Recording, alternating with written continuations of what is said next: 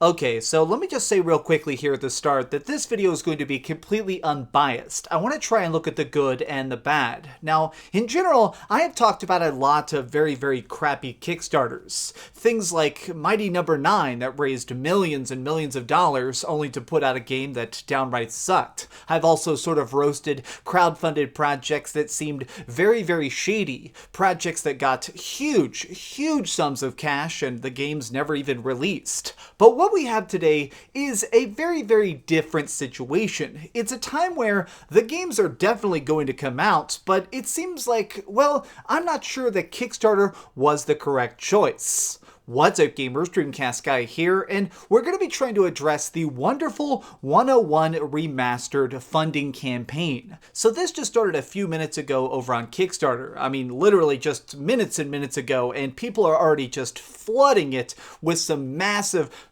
support. And I think that in general, this is a very cool idea. I am a big lover of Wonderful 101. I actually did a video a while ago of the very best Wii U games, and it's one that I put on there just because I feel like it's so bright and colorful and fun and, well, obviously wonderful, right? Well, here's the thing. The game itself is a complete flop. When this originally came out, it sold like basically 25 copies. It was a huge, abysmal failure, which cost the game developer, PlatinumGames, a lot of cash. I mean, they ended up actually losing money even trying to release it. But recently, we've seen a bunch of the best Wii U games coming back, getting a second chance or a second life on the Switch. A lot of people have actually really celebrated this. Things like Pokken Tournament, or even stranger games like, well, Mario Wii U actually came back. And so a lot of people have actually been asking very specifically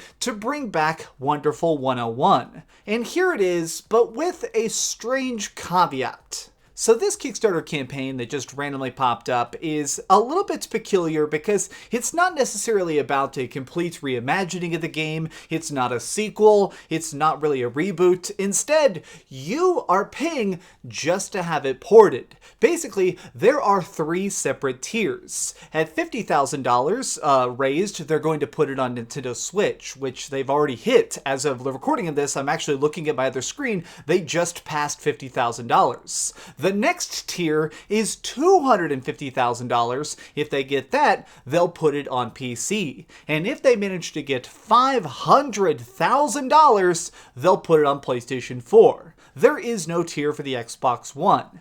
Now, here's it. Let me just try and spell this out. This is very, very odd. It's definitely never happened before. We've never seen a crowd-funded push for a port. You are going to be supporting this financially. You're actually basically bringing this into existence with your cash. I am just going to put this out there.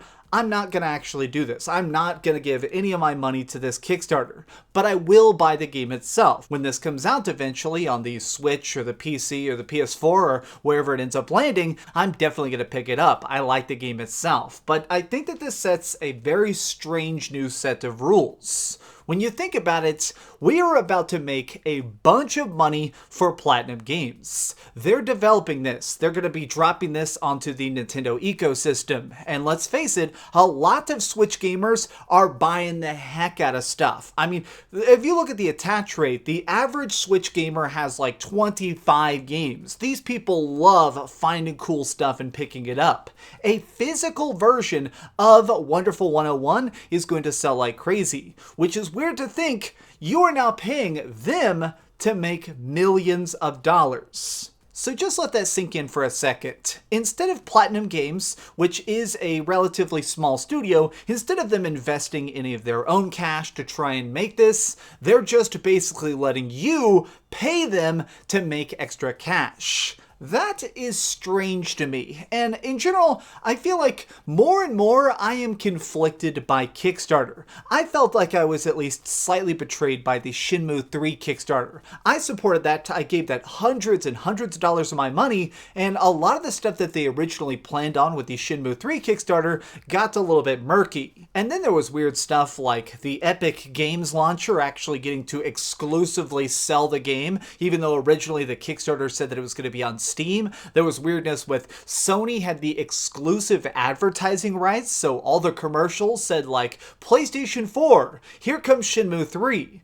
Now, when I see a thing like this, I'm a little bit mixed because honestly, I am going to buy the game. I am going to play the wonderful 101 Remastered. I am happy that I'm going to put it on my shelf, but it still feels a little bit strange when you realize that now gamers are going to be paying just to have things ported. There's a thing in the Nintendo community that's kind of frowned upon that I find interesting, which is called port begging. Basically, there is this part of the community that just constantly, perpetually pesters game developers, saying, bring that game to Switch, bring that game to Switch, bring that game to Switch. And it kind of made it where people just say, don't do that. Even if you really, really want a game on your console of choice, don't beg for it because A, it's kind of annoying, and if people want to make that profit, they'll just put the game over there themselves. We've kind of know this by now, but porting games to the Switch is incredibly easy. This is why there are so many freaking games on the Switch. Even really weird stuff like LA Noire. I actually own LA Noire. I bought it on Black Friday. This is on the Nintendo Switch. Clearly, putting things on there is not just easy, but it's incredibly cheap. I mean, look at the fact that the lowest tier goal, $50,000. $50,000 to put this thing on Switch. Clearly, it is incredibly simple,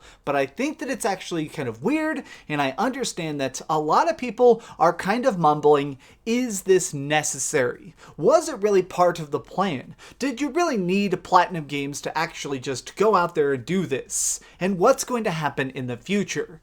Now, this is my own thoughts.